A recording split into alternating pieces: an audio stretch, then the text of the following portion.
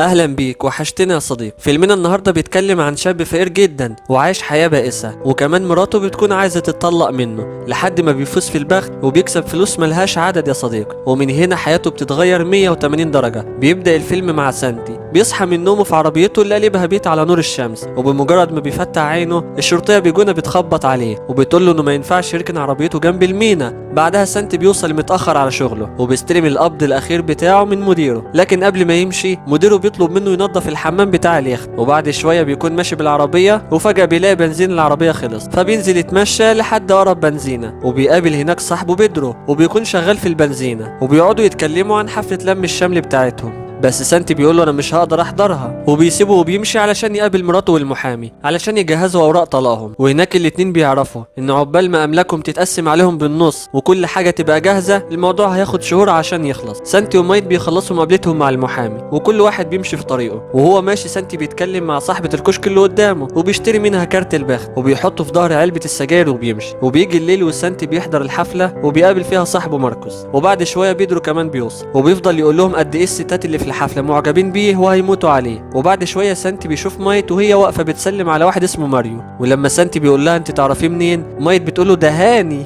بتقول له ده مدير الجديد في الشغل. سانتي بيغير جدا فبياخد بعضه وبيرجع لاصحابه وبيفضلوا يتريقوا على اللي حصل. وبعد شويه مايت بتتكلم مع صاحبتها لورينا وبتحكي لها عن علاقتها بماريو، وبتقول لها انا لسه ما جبتش سيره لاهلي بخصوص موضوع طلاقي انا وسانتي علشان من جوايا لسه مش متاكده انا عايزه اتطلق ولا لا. وفي اخر اليوم سانتي بيرجع بيته وبينام على الكنبه وبيكون ناسي خالص كارت البخت اللي معاه وبيرمي علبه السجاير في الزباله. وتاني يوم وهو بيستحمى بيكون مشغل الراديو على الموبايل وبيسمع ان مسابقه البخت خلصت والرقم الكسبان اعلنوا عنه اخيرا. في الوقت ده سانتي بيفتكر الكارت اللي اشتراه ورماه في الزباله من غير قصد، فبيطلع يجري على مكان الزباله وبيدور عليه، واول ما بيلاقيه بيعرف ان هو اللي كسب فبيصوت من الفرحه. وهو في الطريق بيحاول يتصل بمايت علشان يقول لها على الخبر. مايت بتتقل وما بتردش عليه، فبيروح لها على مكان شغلها وبيلاقيها راكبه عربيه مع ماريو وبيفتكرها بتبوسه، لكن في الحقيقه مايت بتكون بتصد ماريو اصلا. فسانتي بيسيبها وبيروح البنك علشان يستلم ال 25 مليون يورو اللي كسبهم في البخت، بس بيتوتر وبيحاول يمشي، لكن مدير البنك ديميان بيحاول يوقفه، بس سانتي بياخد عربيته وبيمشي برضه. وهو ماشي بالعربيه بيلاقي ديميان طلع له من وراه ومصمم يديله نصايح ماديه بخصوص الفلوس اللي كسبها. وفجاه بيجونا بتظهر لسانتي في الطريق وبتخليه يركن على جنب، ولما بيقف بتفضل تكلمه عن سواقته، فديميان بيقطع كلامها وبيقول لها ان سانتي كسب في البخت.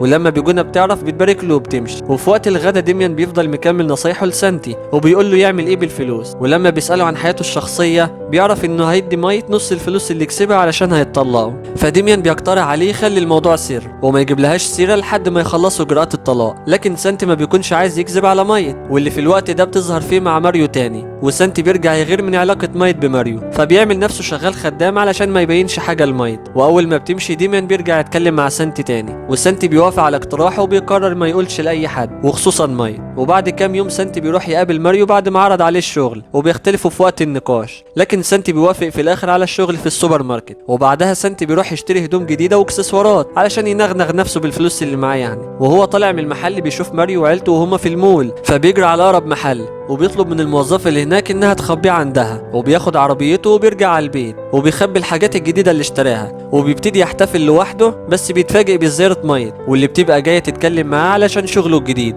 بس سانتي بيحاول يخبي الهدوم والساعه الجديده اللي اشتراها، بس مايت بتحس ان في حاجه غلط وبتبدا تشك فيه. وبالليل سانتي بيروح يتعشى في مطعم في فندق فخم جدا واللي ديميان بيكون هو اللي حاجز له فيه، لكن صحاب سانتي بيبعتوا له رساله بيقولوا له فيها هو انت فين، بس سانتي بيطنشهم وما بيردش عليهم. لكن وهو بيطلب العشاء بياخد باله من واحده هناك اسمها كريستينا وبيبتسموا لبعض. وبعد فتره ماركوس وسانتي بيعدوا على بيدرو ياخدوه وبيطلعوا على البحر، وهناك بيستمتعوا جدا بركوب الامواج. ولما بيرجعوا على الشط ماركوس بيقترح عليهم انهم يروحوا يشربوا حاجه، بس سانتي ما بيرضاش بحجه انه مش معاه فلوس. وفي وسط الكلام بيجيبوا سيره البخت، وبيدرو وماركوس بيتكلموا عن اللي كسب الفلوس وما بيكونش عندهم فكره عن اللي كسب البخت هو صاحبهم اللي ماشي جنبهم. فسانتي بيدافع عن نفسه وبيحاول يخبي الحقيقه، وبيقول بهزار انه يا ريته هو اللي كان كسب البخت. وبيشوفوا ماريو على الشط وبيروح يجيبوا اكل وشرب وهم بيتفرجوا عليه وهو راكب الامواج، وبيتفاجئوا لما بيلاقوه حريف جدا وفي طريقهم وهم راجعين التلاتة بيتكلموا على ماريو وبيقللوا من مهاراته وبيقنعوا نفسهم انهم كانوا يا دوب بيتسلوا ومش واخدين الموضوع جد وهم احرف منه بكتير. وفجأة بيجونا بتظهر لهم وسانتي اول ما بيشوفها بيحاول يستخبى وبتطلب انها تفتش في شنطة بيدرو، ولما بتفتحها بتلاقي فيها ممنوعات، فبتؤمر بيدرو وماركوس انهم ينزلوا من العربية، فبتلاقي سانتي قاعد في الكرسي اللي ورا، ولما بتشوفه بترمي كلام عن موضوع الفلوس اللي كسبها، فبتسيب التلاتة ومش بتقبض على حد فيهم. وفي الفندق سانتي بيصحى وبيلاقي نفسه اتأخر على الشغل، فبيستلف هدوم قديمة علشان يتنكر بيها كراجل لسه فقير، بس بيوصل عند البنزينة اللي بيدرو صاحبه شغال فيها، ولحسن الحظ بيدرو مش بياخد باله منه لحد ما بيمشي. ولما سانتي بيوصل للشغل بيعتذر لزميلته تانية وبيقابل مايت وبتسأله انت كنت فين اليوم اللي فات، فبيحكي لها على اللي حصل،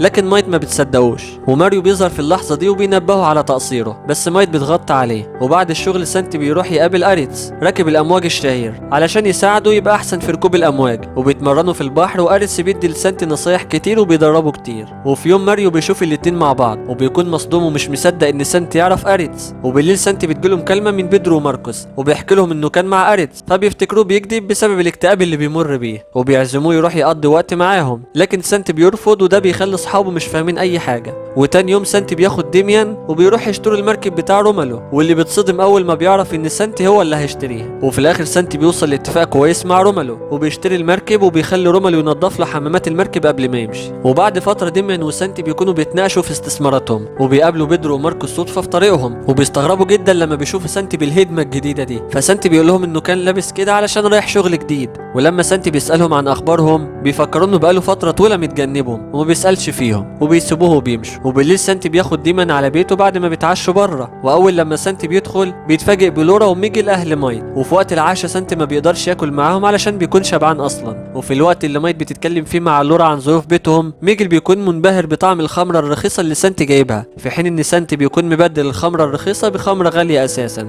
لورا بتلاحظ ان سانتي في حاجة غريبة، وفعلا سانتي بيطلع يجري على الحمام، ولورا بعدها بتسأل مايت عن علاقتهم سوا، ومايت بتكذب عليها وبتقول لها كله تمام. وفي نفس الوقت ميجل بياخد باله من الساعة اللي في ايد سانتي، فبيرد عليه وبيقول له انها ساعة رخيصة ومش اصلية، فميجل بيقول له بقى هات لي واحدة زيها. فجأة موبايل سانتي بيرن في الوقت ده، ولكن ما بيرضاش يرد وبيقول ان ده مش تليفونه اللي بيرن. وبعد ما مايت بتضغط عليه علشان يرد، سانتي بيقول لها انهم هيتطلقوا. وبعد فترة بيكون سانتي في البار وبيشوف كريستينا تاني، فبيروح وبيعرفها بنفسه، وبعد ما بيتكلموا شويه بيكتشف انها مرافقه محترفه، فبتديله الكارت بتاعها وبتمشي. وبعدها بيروح يتمشى في الحواري وبيشوف بيدرو وماركوس صحابه وهم في المكان اللي متعودين يتقابلوا فيه. وفي الفندق سانتي بيقعد يلعب بحاجته الجديده، بس بيكون باين عليه انه حزين ووحيد رغم كل الفلوس اللي معاه، فبيتصل بديميان وبيبتدي يجهز خطه. وبنشوف بعدها بيدرو وبيشوف واحدة بتمدح في شكله وجسمه، وبعدها بيقعد مع ماركوس وبيقول له انه اتعرض عليه يمضي عقد انه يشتغل كعارض. سانتي بيوصل في الوقت ده وبيروح يقعد لوحده، بس بيدرو وماركوس بيعزموه يقعد معاهم،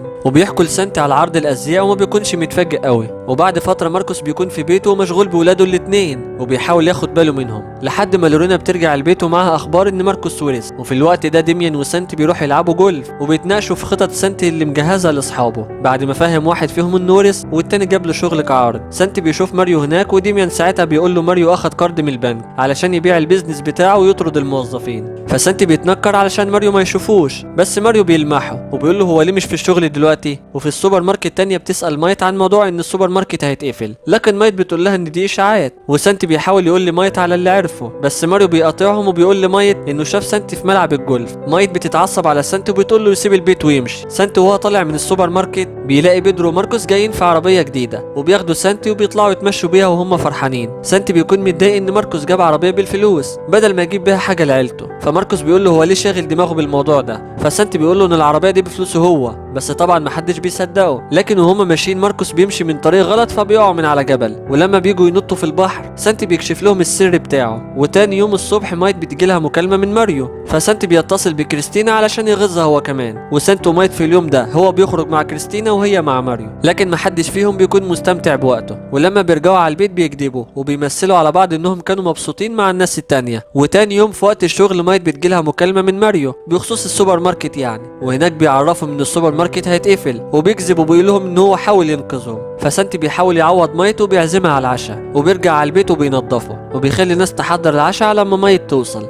وفي وقت العشاء سانتي بيقول لها انه مش عايز يطلق، فبيتصالحوا وبيعتذروا لبعض على اللي عملوه طول الفتره اللي فاتت. وسانتي وقتها بيعترف لمايت انه كسب في البخت، فمايت بتتعصب وبتمشي. وبعدها بتلاقي كل الحاجات اللي سانتي جايبها ومخبيها عنها، فبتساله هو ليه ما قالهاش. وبعدها ماركوس وسانتي بيحضروا حفله لبيدرو، واللي بيكون متضايق من ردود الافعال السلبيه على شغله. وفي الوقت ده ماركوس وبيدرو بيلوموا سانتي علشان بوظ لهم حياتهم وبيسيبوه وبيمشوا. تاني يوم سانتي بيتصل على ديميان علشان ينفذ له خطط جديده، فبيتقابلوا وبيرتبوا كل حاجه وبيودعوا بعض وهم زعلانين انهم مش هيتقابلوا تاني. وفي الوقت ده لورينا بتكون مع مايت وبتقول لها ترفع قضيه على سانتي علشان تاخد نص الفلوس اللي كسبها. وفجاه مايت بتوصل لها رساله ان نص ارباح سانتي اتحطت في حسابها في البنك، وبتوصل لها كمان اوراق الطلاق اللي كانت مستنياها. بس مايت بتستوعب في اللحظه دي انها لسه بتحب سانتي. وبعد دقيقتين بتجيلها مكالمه وبتعرف ان السوبر ماركت هيتفتح تاني. واول ما بتوصل السوبر ماركت تانية بتقول لها ان في شخص غامض اشترى السوبر ماركت. ولما ديميان بيكون بيخلص المستندات مايت بتروح لماريو علشان تقول له على الاخبار الجديده، فبتسمعه بالصدفه وهو بيقول ان هو عاوز يبيع المحل. وبعد ما بيخلص المكالمه وبيلاقي مايت واقفه وراه، ماريو بيواجهها بحقيقه انها لسه بتحب سانتي. وفي اللحظه دي ديميان بيقاطعهم وبيقول لها ان ماريو انطرد من المكان وان هي اللي اتعينت مسؤوله عن السوبر ماركت. فمايت بتجري وبتروح تدور على سانتي، لكن بتلاقي بيجونا بتديها مخالفه علشان راكنه غلط. ولما بيجونا بتعرف انها عايزه تقابل سانتي بتاخد مايت وراها على المطار علشان توصل لسانتي قبل ما يسافر. ومايت بتدخل وبتفضل تدور على سانتي وما بتاخدش بالها منه، لكن في الاخر بتشوفه وبتضربه بالقلم. وبعدها بيتصالحوا وبتمر سنه وسانتي واصحابه بيتجمعوا. ولما ماريو بيوصل للمكان بيلاقوا وزنه زاد جدا بعد ما حياته اتغيرت 180 درجه. وبكده